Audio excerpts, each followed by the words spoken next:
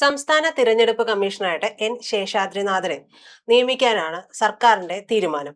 എന്നാൽ ഇതിനെതിരെ KPCC general secretary ആയിട്ടുള്ള PM നിയാസ് പരാതി കൊടുക്കുകയും ഒക്കെ ചെയ്തിട്ടുണ്ട്.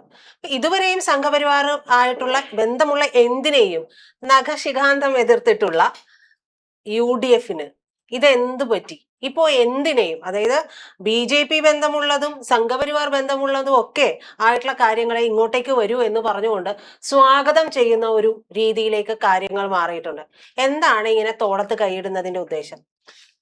യഥാർത്ഥത്തില് നമ്മള് പണ്ട് നേരത്തെ എനിക്കൊക്കെ പറ്റിയ മിസ്റ്റേക്ക് എന്ന് വെച്ചാൽ സുരേന്ദ്രൻ എന്ന് പറഞ്ഞ BJPയുടെ നേതാവുണ്ടല്ലോ, അദ്ദേഹം സംസ്ഥാന പ്രസിഡന്റ് ആയിരുന്നു. അദ്ദേഹം പണ്ട് കഴിഞ്ഞ തെരഞ്ഞെടുപ്പിൽ ഒരു പ്രസ്താവന നടത്തിയിരുന്നു 2021. അന്ന് അദ്ദേഹം പറഞ്ഞത് 35 സീറ്റ് കിട്ടിയാൽ ഞങ്ങൾ ഭരിക്കുമെന്നാണ്. അപ്പൊ അന്ന് ശരിക്കും പറഞ്ഞാൽ മണ്ടന്മാരായിട്ടുള്ള ഞാനടക്കമുള്ള എല്ലാ ബുദ്ധിജീവികളും ശരിക്കും പറഞ്ഞിട്ടുണ്ടെങ്കിൽ സുരേന്ദ്രനെ കളിയാക്കി.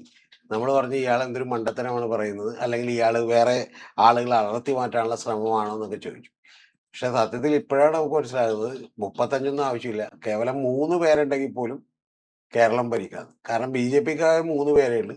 അവരാണെങ്കിലും ഗോപകുമാർ ആണെങ്കിലും മുരളീധരനാണെങ്കിലും അതുപോലെ രാജീവ് ചന്ദ്രശേഖരനാണെങ്കിലും ഇവിടെയുള്ള ഭരണത്തിനെതിരെയോ ബാക്കി ഒരു പ്രസ്താവനയും കൊടുക്കുന്നില്ല. ശ്രദ്ധിച്ചു നോക്കിയിട്ടുണ്ടെങ്കിൽ ഒരു പ്രതിഷേധം വരുത്തുന്നില്ല. പകരം സത്യം പറഞ്ഞിട്ടുണ്ടെങ്കിൽ രാജീവ് ചന്ദ്രശേഖരൻ ഭരിക്കാൻ കയറിയാൽ എങ്ങനെ ഇരിക്കുമോ അതിനേക്കാൾ മെച്ചമായിട്ടാണ് VD സതീശൻ ഇപ്പോൾ ഭരിച്ചുകൊണ്ടിരിക്കുന്നത്. ഒന്ന് ആലോചിച്ച് നോക്കണം നിങ്ങൾ. പ്രദീപ് എന്ന് പറയുന്ന ഒരാളെ മറ്റേ നമ്മുടെ ദേവസ്വം സ്പെഷ്യൽ കമ്മീഷണറായിട്ട് വെച്ചു, KB പ്രദീപ്. ആ KB പ്രദീപിനെ ദേവസ്വം സ്പെഷ്യൽ കമ്മീഷണറായിട്ട് വെക്കുമ്പോ മുരളീധരൻ വന്നിട്ട് പറഞ്ഞൊരു വാചകം എന്ന് വെച്ചാൽ അപ്പുറത്തെ പങ്കജ് ഭണ്ഡാരിയുടെയും സ്മാർട്ട് ക്രിയേഷൻസിന്റെയും അഡ്വക്കേറ്റ് ആണ് അയാൾ. അപ്പൊ അപ്പുറത്തെ തന്ത്രങ്ങളൊക്കെ അറിയുന്ന ഒരാൾ ഇപ്പുറത്ത് വേണ്ടതെന്ന് പറഞ്ഞു. പക്ഷെ ഇപ്പുറത്തെ അയാൾ ഒരു ദിവസത്തേക്ക് ചാർജ് എടുത്തതിന് ശേഷം ആ ഫയൽ മൊത്തം പഠിച്ചതിന് ശേഷം അയാൾ പിറ്റേ ദിവസം രാജിവെച്ച് അപ്പുറത്തേക്ക് പോയി. ഇപ്പൊ ശരിക്കും അയാൾ പോയി ഒന്ന്. ഇനി അത് പിൻവലിച്ചു എന്ന് നമുക്ക് പറയാം. ഇത് കൂടാതെ ജാജു ബാബു പഴയ മേയർ ആരിഫ് മുഹമ്മദ് ഖാന്റെ ലീഗൽ അഡ്വൈസർ ആയിരുന്നാൽ ഓക്കെ, അപ്പൊ ചോദിക്കാം അതൊരു പ്രൊഫഷണലി ചെയ്യുന്ന ഒരു കാര്യമില്ല എന്നൊക്കെ വേണമെങ്കിൽ ചോദിക്കാം. പക്ഷെ ഈ KB പ്രദീപിന്റെ കേസിൽ അദ്ദേഹത്തിന്റെ സോഷ്യൽ മീഡിയയിൽ പറഞ്ഞിട്ടുള്ള കാര്യം എന്താണ്? The great Indian prime minister എന്ന് വിളിക്കണം. അപ്പൊ ഏതാണ്ട് ആ ലെവലിലേക്ക് ഇപ്പൊ VD സതീശന് എത്തിയിട്ടുണ്ട്. സതീശന് ഇനി എന്താണ് പോസ്റ്ററിനെ നമ്മൾ നോക്കിയാൽ മതി, the great Indian prime minister എന്ന് പറഞ്ഞ് പോസ്റ്ററിന് എന്താണെന്ന് നോക്കിയാൽ മതി. അപ്പൊ ഈ പരിപാടി നടത്തിക്കൊണ്ടിരിക്കുകയാണ്. ഇനി അടുത്തത് എന്താണ് സംഭവം?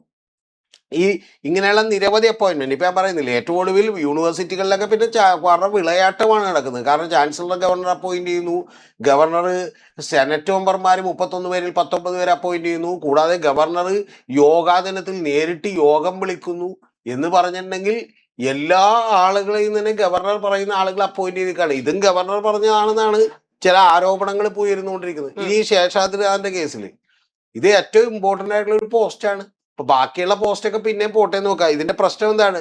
ഡീലിമിറ്റേഷൻ കമ്മിറ്റിയിൽ മെമ്പറാണ് പുള്ളി. ഈ ഡീലിമിറ്റേഷൻ കമ്മീഷനിൽ ഒരു സ്ഥിരാംഗമാണെന്ന് പറഞ്ഞാൽ 3 തരത്തിലാണ്. ഒന്ന് ചീഫ് ഇലക്ഷൻ കമ്മീഷണർ, ഗവൺമെന്റ് ഒരു പ്രതിനിധിയുണ്ട്. പിന്നെ ചീഫ് ഇലക്ഷൻ കമ്മീഷണർ, അതായത് കേന്ദ്ര ഇലക്ഷൻ കമ്മീഷണർ ഒരു പ്രതിനിധി അല്ലെങ്കിൽ അദ്ദേഹം തന്നെ. അതുകൂടാതെ ഈ പറയുന്ന സ്റ്റേറ്റ് ഇലക്ഷൻ കമ്മീഷൻ. ഈ ഡീലിമിറ്റേഷൻ എന്താണ്? ഈ കേരളത്തില് ഇപ്പൊ 2029 തെരഞ്ഞെടുപ്പ് നടക്കുമ്പോൾ 2027 മിക്കവാറും കേന്ദ്ര ഗവൺമെന്റ് വീണ്ടും ആ നിയമം പാസ്സാക്കാൻ വേണ്ടി കൊണ്ടുവരും. വനിതാ ബില്ലും അതുപോലെ കൂടുതൽ പാർലമെന്റ് അംഗങ്ങളും ഉണ്ടാകുന്ന ബില്ല് പാസ്സാകും. ആ പാസ്സാക്കി കഴിഞ്ഞിട്ടുണ്ടെങ്കിൽ അല്ലെങ്കിൽ ആയില്ലെങ്കിൽ പോലും ഇവിടെയുള്ള ഡീലിമിറ്റേഷൻ നടത്തണം. എന്ത്? ഈ പറയുന്ന പുനർനിർണയം നടത്തണം. അപ്പൊ അതിർത്തികളൊക്കെ പുനർനിർണയിപ്പിക്കുമ്പോൾ എങ്ങനെ സംഭവിക്കും? ആർക്ക് അനുകൂലമായിട്ട് സംഭവിക്കും? അത് BJPക്ക് അനുകൂലമായിട്ട് സംഭവിക്കും. മനസ്സിലായോ? അപ്പൊ BJPയുടെ ഒരാളാണ് ഇരിക്കുന്നതെങ്കിൽ അനുകൂല. അപ്പൊ അതിനെ ചെറുക്കാൻ പറ്റുന്ന, അതിനെ കൃത്യമായി അങ്ങനെ അല്ലാതെ ചെയ്യാൻ പറ്റുന്ന, കോൺഗ്രസിന് അനുകൂലമായി ചെയ്യാൻ പറ്റുന്ന ഒരാളെ വേണ്ട വെക്കാനായിട്ട്. അത് ചെയ്യുന്നില്ല ഇവര്. അതുകൊണ്ട് ഈ നിയമനം ഇനി ഇത് നിയമിച്ചു കഴിഞ്ഞിട്ട് തിരിച്ചെടുക്കാൻ പറ്റുമോ? പറ്റില്ല. കാരണം ചീഫ് ഇലക്ടറൽ ഓഫീസറാണ്. നിയമിക്കപ്പെട്ട് കഴിഞ്ഞിട്ടുണ്ടെങ്കിൽ പിന്നെ ഗവൺമെന്റിന് മാറ്റാൻ പറ്റില്ല. അപ്പൊ വലിയ അധികാരങ്ങളുള്ള ഒരു പോസ്റ്റാണ്. ഇനി ഇത് മാത്രം പാർലമെന്റിന് മാത്രമല്ല, പാർലമെന്റ് ചിലപ്പോൾ 20 സീറ്റിൽ നിന്ന് 30 സീറ്റിലേക്ക് അയക്കും. അതുകൂടാതെ നിയമസഭകളിൽ 140 നിന്ന് 210 അയക്കും. മൂന്നാമത്തെ കേസ് എന്താണെന്ന് വെച്ചിട്ടുണ്ടെങ്കിൽ വാർഡുകളുടെ വിഭജനം നടക്കും. അപ്പൊ ഇതെല്ലാം തന്നെ കോൺഗ്രസിന്റെ ഒരു ഇച്ഛക്കോ താല്പര്യം അനുസരിച്ചോ നടക്കാൻ പറ്റില്ല. കോൺഗ്രസിന് താല്പര്യമില്ലാത്ത ഒരാളാണ് വെക്കുന്നത്. ഇവിടെ എന്താ സംഭവിച്ചേക്കണത്? ശേഷാദ്രിനാഥൻ എന്ന് പറയുന്ന ഒരാളെയാണ് ഈ സ്ഥാനത്തേക്ക് വേണ്ടി നിർദ്ദേശിച്ചേക്കുന്നത്. ഇത് ആര് നിർദ്ദേശിച്ചു? ഇത് മുഖ്യമന്ത്രിയുടെ നിർദ്ദേശമാണ്. ഷാജി പറഞ്ഞ ഷാജിക്ക് അറിയാം. ഷാജി പുറത്തൊക്കെ വന്ന് ന്യായീകരിച്ചു. പക്ഷെ ഷാജിക്ക് അറിയാൻ പാടില്ലെന്ന് ഷാജി പറഞ്ഞുകൊണ്ടിരിക്കണം. KM ഷാജി. അങ്ങനെ ആർക്കും അറിയാതെ പിന്നെ മുഖ്യമന്ത്രിക്ക് താല്പര്യമുണ്ട്. കാരണം മുഖ്യമന്ത്രിയുടെ താല്പര്യങ്ങൾ എന്താ? ഈ പറയുന്ന BJP സംഘപരിവാർ അതുപോലെ തന്നെ മറ്റ് കോർപ്പറേറ്റ് ബിസിനസ്സുകളുടെയും താല്പര്യമാണ് ഇവിടെ ചെലവഴിക്കുന്നത്. യഥാർത്ഥത്തിൽ ഇത് ഗവർണർ പറഞ്ഞതായിരിക്കും എന്നൊക്കെയുള്ള ചില റൂമറുണ്ട്, നമുക്കറിയില്ല. ഇനി ഈ ശേഷാദ്രിനാഥന്റെ കേസിൽ എന്തുകൊണ്ട് എതിർക്കണമെന്ന് അറിയാം. അതാണ് ഏറ്റവും പ്രധാനം. ഇത് എതിർക്കുന്നത് CPM അല്ല, എതിർക്കുന്നത് CPI അല്ല, RSP അല്ല. എതിർക്കുന്നത് ആരാണ്?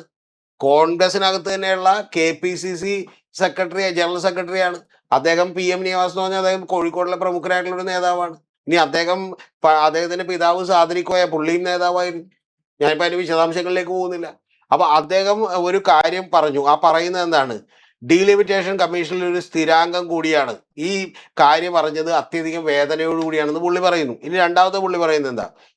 ഇദ്ദേഹത്തിന്റെ ഏറ്റവും പ്രധാനപ്പെട്ട, ഇപ്പൊ കഴിഞ്ഞ ദിവസം അദ്ദേഹം ആഭ്യന്തരമന്ത്രിക്ക് ഒരു അദ്ദേഹം പറയുന്ന രണ്ടാമത്തെ പാചകം, പാർട്ടിക്ക് ഏറെ വില കൊടുക്കേണ്ടി വരുന്ന ഒരു നിയമനമാണിത്, അത് അടിയന്തരമായി നിർത്തിവെക്കണമെന്നാണ് ഈ ഞാൻ പറഞ്ഞ കാരണങ്ങൾ കൊണ്ട്. ഇനി അടുത്തത്, ഈ ഏറ്റവും പ്രധാനപ്പെട്ട കാര്യം, ഇദ്ദേഹം ഒരുപാട് ജഡ്ജിയായിട്ട് കുറെ സ്ഥലങ്ങളിൽ ഇരുന്നിരുന്നു. ഞാനിപ്പോൾ അതിന്റെ വിശദാംശങ്ങളിലേക്കൊന്നും പോകുന്നില്ല, കാരണം അദ്ദേഹം വളരെ തികഞ്ഞ ഭക്തനാണ്. അതുകൊണ്ട് കോടതി വിളക്ക് എന്നൊക്കെ പറഞ്ഞ ചില പരിപാടികളൊക്കെ ഉണ്ട്, അതൊക്കെ നടത്തിയിരുന്നു. അത് ഗുരുവായൂർ അമ്പലത്തിലൊക്കെ, അതൊന്നും കുഴപ്പമൊന്നുമില്ല. അതുപോലെ ലക്ഷദ്വീപിൽ ഇദ്ദേഹം ഇരുന്നിരുന്നു. ലക്ഷദ്വീപിൽ ഇരുന്നപ്പോൾ അദ്ദേഹം പ്രഫുൽ ഘോഡ പട്ടേൽ എന്ന് പറയുന്ന ഒരു വിവാദ നായകനുണ്ടായിരുന്നു, അതായത് മറ്റേ മോദി തന്നെ നിയമിച്ചിട്ടുള്ളവർ, അയാളുടെ ഏറ്റവും ഇഷ്ടപ്പെട്ട ജഡ്ജിയായിരുന്നു. അപ്പൊ അതൊക്കെ പോട്ടെ, നമുക്ക് അതെല്ലാം മാറ്റി വെക്കാം. ഏറ്റവും പ്രധാനപ്പെട്ട ഒരു കാര്യമുണ്ട്, അതിന് പുള്ളി മറുപടി പറയണ്ടേ. ഈ പുള്ളിയെ ഇങ്ങനെ ഒരു കാര്യത്തിലേക്ക് അപ്പോയിന്റ് ചെയ്യാൻ പോകുന്നു എന്ന് പറഞ്ഞ്, റിട്ടയർഡ് ആയിട്ടുള്ള ജില്ലാ ജഡ്ജിയെ ഇങ്ങനെ പോകാൻ പോകുന്നു എന്ന് പറഞ്ഞ് ഒരു വിവാദമുണ്ടായപ്പോൾ ഉടനെ തന്നെ പുള്ളിയുടെ എല്ലാ സോഷ്യൽ മീഡിയ അക്കൗണ്ടുകളും ഡിലീറ്റ് ആയി. അതെങ്ങനെ? ഇപ്പൊ PM നിയാസ് കൊണ്ടായിട്ട് വീണ്ടും രമേശ് ചെന്നിത്തലയെ കണ്ട് പരാതി കൊടുത്തേക്കണെന്ന് വെച്ചാൽ 15 വർഷക്കാലത്തെ സമൂഹ മാധ്യമ ഇടപെടലുകളും അദ്ദേഹത്തിന്റെ രാഷ്ട്രീയ നിലപാടുകളും ബന്ധങ്ങളും കൂടാതെ അദ്ദേഹത്തെ സംബന്ധിച്ചുള്ള ഇതുവരെയുള്ള ഇന്റലിജൻസ് റിപ്പോർട്ടുകളും വിശദമായ അന്വേഷണം നടത്തി ആയതിന്റെ റിപ്പോർട്ട് KM ഷാജിക്ക് ലഭ്യമാക്കണമെന്നാണ് മന്ത്രി KM ഷാജി. അതെന്ന് വെച്ചാൽ മന്ത്രി KM ഷാജിക്ക് ഇത് ബോധ്യപ്പെട്ടിട്ടില്ലെന്നാണ് ആര് വിചാരിക്കുന്നത്? നിയാസ് വിചാരിക്കണം. സത്യത്തിൽ ഇതൊക്കെ ബോധ്യപ്പെട്ടിട്ട് വെച്ചേക്കണേന്. ഒരു 5 കൊല്ലത്തേക്ക് ഭരിക്കാൻ ഒരു ചാൻസ് കിട്ടും, വെറുതെ ഇനി അത് കളയണെന്തിനാന്ന് വിചാരിച്ച് ബോധ്യപ്പെട്ടിട്ട് തന്നെ വെച്ചേക്കണേ. ഇത് തൽക്കാലം ഇപ്പൊ BJP ആയിട്ട് ഒരു അഡ്ജസ്റ്റ്മെന്റ് ഉണ്ടാക്കിയാൽ പോരെ എന്ന് വിചാരിച്ചേക്കണേ. BJPക്കാണെങ്കിൽ ഇപ്പൊ ഭരണം കിട്ടൂലെന്ന് അവർക്ക് 100% ഉറപ്പായിട്ട് പറയാം. ഈ തവണ ഭരണം കിട്ടൂലെന്ന് അവർക്ക് ഉറപ്പായിട്ട് പറയാം. മനസ്സിലായി? അപ്പൊ അവര് വിചാരം എന്താ? 5 കൊല്ലം ഇവരിയ്ക്കട്ടെ, അപ്പൊ നമുക്ക് വളരാൻ കുറച്ചുകൂടി സൗകര്യം ഒരുക്കും, 2 തരത്തിൽ സൗകര്യം ഒരുക്കും. കാരണം എന്താ? ഒന്ന് മുസ്ലിം ലീഗ്, ജമാഅത്ത് ഇസ്ലാമിയുടെ ഒക്കെ ഭരണമാണെന്ന് പുറത്ത് പറയുകയും ചെയ്യാം. എന്നാൽ തന്റെ കാര്യമൊക്കെ നടത്തിയെടുക്കാൻ വേണ്ടിയിട്ട് നമുക്ക് എന്ത് ചെയ്യുകയും ചെയ്യാം, ഇതുപോലെ ആളുകളെ ഉപയോഗപ്പെടുത്തുകയും ചെയ്യാം. എന്നിട്ട് അദ്ദേഹം പറഞ്ഞിട്ടുണ്ട്, നിയമം അനുവദിക്കുമെങ്കിൽ ആയതിന്റെ ഒരു പകർപ്പ് എനിക്കും അനുവദിച്ചു തരുവാൻ താല്പര്യപ്പെടുന്നു എന്നാണ്. പിന്നെ ഇദ്ദേഹത്തെ കുറിച്ചുള്ള ഏറ്റവും പ്രധാനപ്പെട്ട ആരോപണം എന്ന് പറയുന്നത്, ഇപ്പൊ ജസ്റ്റിസ് നഗരേഷ് എന്ന് പറയുന്ന ഹൈക്കോടതി ജഡ്ജി ഉണ്ട്, അദ്ദേഹത്തിന് ഒരു വാട്സപ്പ് ഗ്രൂപ്പ് ഉണ്ടായി. അത് ഇതുപോലെ സംഘപരിവാറിന്റെ ഗ്രൂപ്പാണെന്നൊക്കെ ആരോപിക്കപ്പെടുന്നുണ്ട്, നമുക്കറിയില്ല സത്യം എന്താണെന്ന് അറിയില്ല. അപ്പൊ അദ്ദേഹം ഒരു വാട്സപ്പ് ഗ്രൂപ്പിന്റെ അഡ്മിൻ ആയിരുന്നു. അഡ്മിൻ പോയപ്പോ പിന്നെ ഏൽപ്പിച്ചത് ഇയാളെ എന്ന് പറഞ്ഞു. ഈ ജസ്റ്റിസ് നഗരേഷ് വളരെ കൃത്യമായി ഒരു സംഘപരിവാർ ബന്ധമുള്ള ഒരാളാണ്. അപ്പൊ അതുകൊണ്ട് തന്നെ ഈ പ്രശ്നങ്ങളിൽ വലിയ ഇത്തരം സംശയത്തിൽ നിൽക്കുന്ന ഒരാളെ തന്നെ വെച്ചേ തീരൂ എന്നുള്ളതാണ് ആര് ബലം പിടിക്കുന്നത്. പിന്നെ ഇത് വേറെ മന്ത്രിമാരും പറഞ്ഞിട്ടില്ല എന്ന് പറഞ്ഞാൽ, മന്ത്രിസഭയിലേക്ക് ഔട്ട് ഓഫ് ദ അജണ്ട ആയിട്ട് ഒരു സാധനം കൊണ്ടുവരുന്നു. ഈ ഔട്ട് ഓഫ് ദ അജണ്ട ആയിട്ട് കൊണ്ടുവരാന്ന് പറഞ്ഞാൽ സാധാരണക്കാർ മനസ്സിലാക്കണം, അജണ്ട നേരത്തെ നമ്മുടെ കയ്യിൽ കിട്ടുമെങ്കിൽ നമുക്ക് മനസ്സിലാക്കാം ഇന്ന വിഷയങ്ങൾ ഉണ്ടാവും. ഇത് അറിയാത്തതുകൊണ്ട് ആർക്കും അറിയില്ല. പെട്ടെന്ന് ഔട്ട് ഓഫ് ദ അജണ്ട ആയിട്ട് വരുന്നു, ഇനി അതിനെക്കുറിച്ച് പഠിക്കാന്നൊക്കെ പറയാൻ പറ്റുമോ? അപ്പൊ അതങ്ങാട് പാസ്സാക്കി. അല്ല സർ, ഈ കോൺഗ്രസ് അല്ലെങ്കിൽ ടീം UDF എന്നൊക്കെ പറയുമ്പോൾ തിരുത്തൽ ശക്തി എന്നുള്ളൊരു പേര് കൂടി, ടാഗ് ലൈൻ കൂടി ഇവർക്കുണ്ടല്ലോ. അപ്പൊ മുഖ്യമന്ത്രി തനിച്ച് ഇത്തരത്തിലൊരു നിലപാട് എടുക്കുമ്പോൾ അവർ ഒന്നടങ്കം അതിനെ എതിർക്കണ്ടേ? ഇത് സംഭവം സത്യം എന്താണെന്ന് അറിയാമോ? ഇത് എതിർക്കാത്തതിന്റെ കാര്യം കൂടി പറഞ്ഞുതരാം. അത് താങ്കൾ ചോദിച്ചാൽ വളരെ പ്രസക്തമായ ഒരു ചോദ്യമാണ്. എതിർക്കാത്തതിന്റെ കാര്യം എന്ന് പറഞ്ഞാൽ, എല്ലാവർക്കും ചെറിയ അപ്പക്കഷം കിട്ടിയിട്ടുണ്ട്, നെയ്യപ്പം കിട്ടിയിട്ടുണ്ട്. അതായത് ഇപ്പൊ ഇരിക്കുന്ന മന്ത്രിമാരെ ഒന്ന് നോക്ക്, M ലിജു, റോജി ജോൺ, അതുപോലെ ബാക്കിയുള്ളവര്. ശരിക്കും പറഞ്ഞാൽ ഇപ്പൊ സതീശനെ എതിർത്ത മന്ത്രിസഭയിൽ നിന്ന് പുറത്തു പോകേണ്ടി വരും. ഇവിടെ OJM ജോണും M ലിജു, സത്യം പറഞ്ഞാൽ M ലിജു, OJ ജനീഷ് എന്നൊക്കെ പറഞ്ഞ, സത്യം പറഞ്ഞിട്ടുണ്ടെങ്കിൽ വഴി കിടന്ന് കിട്ടിയ ഒരു മന്ത്രിസ്ഥാനമാണ്. വെറുതെ അങ്ങനെ നടന്ന് കലിങ്കിലേക്ക് പോയി പാവം തിരിച്ചു വരുമ്പോഴത്തേക്ക് ഒരു മന്ത്രിസ്ഥാനം കിടക്കുന്നത് ചാടി എടുത്ത്. അതാണ് സംഭവം, സത്യം. അപ്പൊ അത് പിന്നെ കിട്ടിയിട്ടുള്ള ഒരാളുകൾ സ്വാഭാവികമായിട്ട് ഇനി വേറെ ആരെങ്കിലും വെറുപ്പിക്കുമോ? AP അനിൽകുമാർ ആദ്യമായിട്ട് മന്ത്രിയാവുന്നതാണ്. അതുപോലെ സണ്ണി ജോസഫ് ആദ്യമായിട്ട് മന്ത്രിയാവുന്നതാണ്. ജെ ജനേഷ് ആദ്യമായിട്ട് വന്ന് ജയിക്കുന്നതാണ്, ആദ്യമായിട്ട് മത്സരിക്കുന്നതാണ്, ആദ്യമായിട്ട് ജയിക്കുന്നതാണ്, ആദ്യമായിട്ട് മന്ത്രിയാവുന്നതാണ്.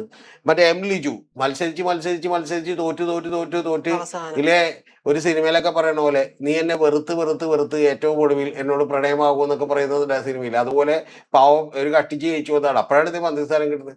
പിന്നെ ബിന്ദു കൃഷ്ണൻ എത്രയൊക്കെ കൈകാലിട്ട് അടിച്ചിട്ടാണ് അവിടെ നിന്ന് ഒരു സീറ്റ് കിട്ടി ജയിച്ചത്. സാധാരണ സീറ്റ് കിട്ടും തോക്കാറാണ് പതിവ്.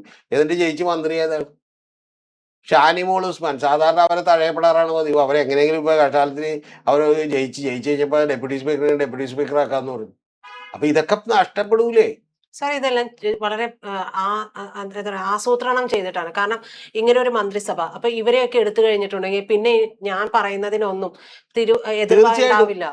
എതിരുണ്ടാവില്ല. കാരണം അതുകൊണ്ട് വളരെ ബുദ്ധിപരമായി കളിച്ചു. ഇപ്പൊ ഇതിൽ ആരാണ് ഇപ്പൊ ആകെ കെ മുരളീധരൻ ഒരു മാസം മന്ത്രിയായിട്ടുള്ള ഒരാളുണ്ട്. വേറെ ആരാണ് ഇതിനകത്ത് മന്ത്രിയായി പരിചയമുള്ള ഒരാള്? പി അനിൽകുമാർ ഉണ്ടാവും. വേറെ ആരാ മന്ത്രിയായിട്ടുള്ളത്? വളരെ കുറച്ചുപേര് ഇതിനകത്ത് മന്ത്രിമാരായിട്ട് പരിചയമുള്ള കോൺഗ്രസിൽ നിന്നുള്ള ആളുകളുള്ളൂ. ഇപ്പൊ സണ്ണി ജോസഫ് സാറ് പോലും സീനിയറാണ്, ഇത്ര നാളുണ്ടെന്ന് പറഞ്ഞാൽ അദ്ദേഹം മന്ത്രിയായിട്ടില്ലല്ലോ. കെ മുരളീധരൻ ആകെ 1 മാസം മന്ത്രിയായിരുന്നു. അപ്പൊ വടക്കഞ്ചേരിക്കാർ പറഞ്ഞു ജസ്റ്റ് വീട്ടിൽ പോയിരിക്കുന്നു, ഗോ ആൻഡ് ടേക്ക് റെസ്റ്റ് എന്നവർ പറഞ്ഞപ്പോഴത്തേക്കും പുള്ളി അപ്പൊ തന്നെ അവിടെ തോറ്റ് എന്ത് ചെയ്ത് വിധിച്ചെത്തിയോ. പുള്ളിനെ ഷോക്ക് അടിപ്പിച്ചു അവര്. ശരിക്കും പുള്ളി വിജയിക്കുന്നത് എന്തിനായിരുന്നു? പക്ഷേ യഥാർത്ഥ ഷോക്ക് കൊടുത്തത് വടക്കാഞ്ചേരിക്കാരാണ്. അപ്പോൾ അവിടെ AC മൊയ്തീനോട് തോപ്പിച്ചു കൊടുത്തു. ഇനി അത് കഴിഞ്ഞ് പുള്ളി ശരിക്കും പറഞ്ഞാൽ ഈ കഴിഞ്ഞവണ ഒന്ന് ആലോചിച്ച് നോക്കും, വടകരയിൽ നിന്ന് മര്യാദക്ക് പുള്ളി ജയിച്ചേനെ. അപ്പോൾ വടകരയിൽ നിന്ന് പുള്ളീനെ പറഞ്ഞ് ഉന്തി തള്ളി ഇങ്ങോട്ടാക്കി വിട്ട് എവിടെ? തൃശ്ശൂര് പുള്ളീനെ കൃത്യമായിട്ട് ആളുകൾ കുളിപ്പിച്ച് കിടത്തി. അപ്പൊ പുള്ളി രക്ഷയില്ലെന്ന് വിചാരിച്ചു. ഇതിന് മുമ്പ് പുള്ളി കേരളപതി കൊടുത്ത ഇന്റർവ്യൂ ഉണ്ട്, താങ്കളൊന്ന് കാണേണ്ടതാണ്. മന്ത്രിയാകാന്ന് ചോദിച്ചാൽ മന്ത്രിയാകാനൊന്നും ഒരു സാധ്യതയില്ല, ലാസ്റ്റ് വരുമ്പോഴത്തേക്ക് എന്താണെങ്കിലും എന്റെ പേരൊക്കെ വെട്ടും എന്നാണ് പുള്ളി വിചാരിച്ചിരുന്നത്. അപ്പോഴാണ് പുള്ളിക്ക് ഇതേ ബൈ ചാൻസിന് എന്ത് ചെയ്യുന്നത്. അപ്പൊ അങ്ങനെ ഒരു അവസ്ഥയാണ് കോൺഗ്രസിനകത്തുള്ളത്. അപ്പൊ അതുകൊണ്ട് തന്നെ കോൺഗ്രസ് എന്ത് ചെയ്യും? ഇതില്ല. ഇതിന്റെ ഉത്തരവാദിത്വം നിങ്ങൾ മനസ്സിലാക്കണമെന്നുണ്ടെങ്കിൽ ഇപ്പൊ വെസ്റ്റ് ബംഗാളില് മനോജ് കുമാർ അഗർവാൾ എന്ന് പറയുന്ന ചീഫ് ഇലക്ടറൽ ഓഫീസർ ഉണ്ടായിരുന്നു. അദ്ദേഹമാണ് SIR നടപ്പിലാക്കിയത്. അദ്ദേഹം നടപ്പിലാക്കിയതിന്റെ ഭാഗമായിട്ടാണ് നമ്മുടെ രാജഗോപാലിനടക്കം ഇപ്പോഴോ വോട്ടില്ലാത്തത്. മനസ്സിലായി? അതായത് ടെലഗ്രാഫിന്റെ എഡിറ്റർ ആയിട്ടുള്ള രാജഗോപാലിനടക്കം 27 ലക്ഷം പേര് ഇപ്പൊ ട്രൈബ്യൂണലിന്റെ മുമ്പിൽ നിൽക്കണേണ്. വോട്ട് എന്ന് കിട്ടുന്ന ആളെ കിട്ടുന്നു. പിന്നെ കോടതിയിലേക്ക് നമുക്ക് കോടതി വെച്ച് ഒരു തവണ വോട്ട് ചെയ്യില്ലെന്നല്ലേ ഉള്ളു. ഇലക്ഷന്റെ വീട്ടിൽ നടത്താൻ പറ്റും. അടുത്ത തവണ വോട്ട് ചെയ്യാ, ഡോൺ പറയേ, സമാധാന മുതുകത്തൊക്കെ തട്ടി വിട്ട് പോട്ടെ മോനെ വോട്ട് ചെയ്യുക, വോട്ടൊക്കെ ഉണ്ടാവും, പോച്ചില്ലെന്ന് എവിടെ ഒരാൾക്ക് വോട്ട് കൊടുത്തിട്ടില്ല. അപ്പൊ ആ സംഭവം പുള്ളി തള്ളി നടപ്പിലാക്കി. ഇത് നടപ്പിലാക്കുമ്പോ ഇതില് പ്രാധാന്യം BJP എത്രത്തോളം മുൻകൂട്ടി കണ്ടിരുന്നു എന്ന് ആലോചിക്കണം. അന്ന് അവിടെ ഗവൺമെന്റ് കൊടുക്കുന്ന ലിസ്റ്റിൽ നിന്ന് ഇലക്ഷൻ കമ്മീഷൻ ആളെ അപ്പോയിന്റ് ചെയ്തില്ല. രണ്ടാമത്തെ ലിസ്റ്റിൽ നിന്നാണ് അപ്പോയിന്റ് ചെയ്യുന്നത്. രണ്ടാമത്തെ ലിസ്റ്റിൽ നിന്ന് മനോജ് കുമാർ അഗർവാളിനെ തെരഞ്ഞെടുക്കാൻ കാര്യം ഒന്നും അറിയാമോ? നോക്കി ഓരോരുത്തരുടെ ലിസ്റ്റ് നോക്കി. അപ്പൊ മനോജ് കുമാർ അഗർവാൾ CBIയുടെ ഒരു എൻക്വയറി കിടക്കുന്നുണ്ട് പുള്ളിക്കെതിരെ. അപ്പൊ തന്നെ ഒരു 50% മാർക്ക് വീടും. പിന്നെ നോക്കുമ്പോൾ പബ്ലിക് ഡിസ്ട്രിബ്യൂഷൻ സിസ്റ്റം, അതായത് നമ്മുടെ റേഷൻ കടകളിലൂടെ ഒക്കെ കൊടുക്കുന്ന പബ്ലിക് ഡിസ്ട്രിബ്യൂഷൻ സിസ്റ്റം, അതിന്റെ ഹെഡായിട്ടിരുന്നപ്പോൾ ഒരു ഇറഗുലാരിറ്റി അഴിമതിയുണ്ട്. CBIയുടെ എൻക്വയറി എന്തിനാണെന്നറിയാമോ? ഡിസ്പ്രപ്പോർഷനേറ്റ് അസറ്റിനാണ്. അതായത് അനധികൃതമായിട്ട് സ്വത്ത് സമ്മാനം നടത്തിയതാണ്. അപ്പൊ തന്നെ ഡിക്ക് ചെയ്ത് കൊടുത്തോ. കാരണം വെച്ചാൽ പിന്നെ പിടിക്കാൻ എളുപ്പമോടെ. മനസ്സിലായ? അത് കൊടുത്തോന്ന് പറഞ്ഞു. അതുകൊണ്ട് എന്നിട്ടാ പുള്ളി ആയത്. ആ പുള്ളി ഇപ്പൊ എവിടെ എത്തിയെന്ന് നമ്മൾ ആലോചിക്കണം. 2026 ഇലക്ഷൻ കഴിഞ്ഞ് സുവേന്ദു അധികാരി അധികാരത്തിലേക്ക് ഏറ്റെടുത്ത് കസേരയിലേക്ക് ഇരിക്കുന്നതിന് മുമ്പ് പുള്ളി ഒരു താനം ഒപ്പിട്ട്. എന്താണെന്നറിയാമോ? ചീഫ് സെക്രട്ടറി ആയിട്ട് ഈ പുള്ളിനെ മനോജ് കുമാർ അഗർവാളിനെ ജൂലൈയിൽ റിട്ടയർ ആവും. അതുകൊണ്ട് എന്ത് സംഭവിച്ചു എന്നറിയാമോ? പാവം രാഹുൽ ഗാന്ധി എക്സിലൊക്കെ പോസ്റ്റൊക്കെ എഴുതി ഇടാൻ എന്ന് എക്സിൽ പുള്ളി ഇങ്ങനെ പോസ്റ്റ് എഴുതി ഇങ്ങനെ ടൈപ്പ് ചെയ്തുകൊണ്ടിരുന്ന് പുള്ളി പെട്ടെന്ന് അങ്ങ് വിട്ടുപോയത് എന്ന് വെച്ചാൽ ഇത് ജനാധിപത്യത്തിനെതിരെയുള്ള ലംഘനവും തെരഞ്ഞെടുപ്പ് അട്ടിമറിക്കെതിരെയുള്ള വലിയ സമ്മാനവുമാണ് എന്നൊക്കെ പറഞ്ഞ് പുള്ളി ഘനഗംഭീരമായൊരു എക്സ്പോസ്റ്റ് ഇട്ടു. അതിന്റെ താഴെ അപ്പൊ തന്നെ സംഘപരിവാരൊക്കെ വന്ന് വേറെ പോസ്റ്റുകൾ ഇടാൻ തുടങ്ങി. അപ്പൊ കേരളത്തിൽ എന്താ കാണിച്ചെന്ന് ചോദിച്ചു. കേരളത്തില് ഇതേപോലെ തന്നെ ഇലക്ഷൻ നിയന്ത്രിച്ചിരുന്ന ആളെയാണ് സെക്രട്ടറി ആയിട്ട് എടുത്തു വെച്ചത്, രത്തൻ കേൽക്കർ. മനസ്സിലായ? അപ്പൊ ഇവിടത്തെ ഗേല് പുള്ളിക്ക് മനസ്സിലായില്ല, രാഹുൽ ഗാന്ധിക്ക് മനസ്സിലായില്ല ഈ ഗേല്. അവിടത്തെ രത്തൻ കേൽക്കറെ എടുത്തു വെച്ചു. അപ്പൊ പുള്ളി അവിടെ ചീറ്റിപ്പോയത്. ശരിക്കും പറഞ്ഞാൽ ബലൂൺ കൊണ്ട് ഇങ്ങനെ കുത്തിവിടൂല, അത് കുത്തിവിടും. ഇത് യഥാർത്ഥത്തിൽ കോൺഗ്രസിന് പോലും മനസ്സിലായിട്ടോന്ന് എനിക്ക് സംശയമുണ്ട്. യഥാർത്ഥത്തിൽ ഒന്ന് ആലോചിച്ച് നോക്കും. ഇപ്പൊ കോൺഗ്രസ് അവിടെ പല കാര്യങ്ങളും ഇങ്ങനെ ഉദ്ഗ്രഹിപ്പിച്ചു കൊണ്ടുവരുമ്പോ നേരത്തെ അത് ശശി തരൂര് കുത്തുമായിരുന്നു. ഇപ്പൊ കുത്തണ ആരാന്നറിയാമോ? VD സതീശൻ. കണ്ട വെസ്റ്റ് ബംഗാളിൽ തെരഞ്ഞെടുപ്പ് അട്ടിമറ എടുത്തിരിക്കുന്നു. അതുകൊണ്ട് ഇതേ സമ്മാനമായിട്ട് വലിയ തെറ്റ് ചെയ്തവർക്ക് വലിയ സമ്മാനം കിട്ടുമെന്നൊക്കെ പറഞ്ഞ് പോസ്റ്റൊക്കെ ഇട്ട് ഇതേ മനോജ് കുമാർ അഗർവാൾ എന്നൊക്കെ പറഞ്ഞപ്പോഴാണ്. അപ്പൊ നിങ്ങളെന്ത് ചെയ്തേക്കണം? കേരളത്തിൽ കേൾക്കർ എടുത്തു വെച്ചല്ലോ. അപ്പൊ രാഹുൽ ഗാന്ധി മിണ്ടാതെ പിന്നെ എന്തു പറയും? അപ്പൊ അതുകൊണ്ട് ഈ കളികൾ തുടരും. ഇപ്പൊ ജനത്തിന് ഏതാണ്ട് ഒരു പിടി കിട്ടി. ആരൊക്കെ തമ്മിലാണ് ബന്ധം, ആരായിരുന്നു CJP KJP എന്നൊക്കെ ഉള്ളത് ഏതാണ്ട് ജനത്തിന് മനസ്സിലാവും. ഇനി എനിക്ക് ആകെയുള്ള ഒരു ഒറ്റ കാര്യം കൂടിയുള്ളൂ. ഈ സതീശൻ പലപ്പോഴും നുണ പറയുന്നതുകൊണ്ട് ഒരു വലിയ നുണ കൂടി അദ്ദേഹം നേരത്തെ പറഞ്ഞു വെച്ചിട്ടുണ്ട്. അതെന്താ വെച്ചാൽ പുള്ളി പറയണത് BJPയിലേക്ക് ചേരേണ്ട കാലം അല്ലെങ്കിൽ അങ്ങനെ അവസരം വന്നാൽ ഞാൻ തിരഞ്ഞെടുക്കുന്നത് മരണമായിരിക്കും. കടുങ്കൈയാണ് ഇത് പുള്ളി ഇങ്ങനെ നേരെ നോക്കി പറഞ്ഞു. സൈഡിൽ എന്ത് പറഞ്ഞിട്ടുണ്ടാവും നമ്മൾ ഊഹിച്ചാൽ മതി. മറ്റതുപോലെ ഒരു കാറോച്ചാലും കൊടുക്കൂല, പിന്നെ അവധി കൊടുക്കാൻ എന്ന് പറഞ്ഞാലേ പുള്ളി പിന്നെ നാളെ രാവിലെ നമ്മൾ പോകില്ല വെറുതെ എന്ന് പറഞ്ഞിട്ടുണ്ടാവും. അതിനു വേണ്ടി നമ്മൾ വെയിറ്റ് ചെയ്തിരിക്കണേ. ഞാൻ ഈ പറയണത് നിങ്ങൾ എഴുതി വെച്ചോ. പക്ഷെ മിക്കവാറും 5 കൊല്ലം കഴിയുമ്പോൾ നമുക്ക് അത്തരത്തിലുള്ള ഒരു രംഗവും കൂടി കാണേണ്ടി. അതായത് സഫ്രൻ ഞാൻ മാറിക്കഴിഞ്ഞു. എൻ്റെ പ്രിയപ്പെട്ട സംഘപരിവാർ ബന്ധുക്കൾക്ക് എന്നോട് വിഷമം തോന്നിട്ട് ഞാൻ ഓൾറെഡി മാറി. അതാണ് ഞാൻ ഈ ഷർട്ടിട്ടെ. ഞാൻ സഫ്രനൈസ് ചെയ്യപ്പെട്ടു. അതുപോലെ പുള്ളി മറ്റേ ഷോളായിരിക്കും ഇടുക. അങ്ങനെ ഷോൾ ഇട്ടിരിക്കുന്ന ഒരു കാലം അതിവിദൂരമാണ്.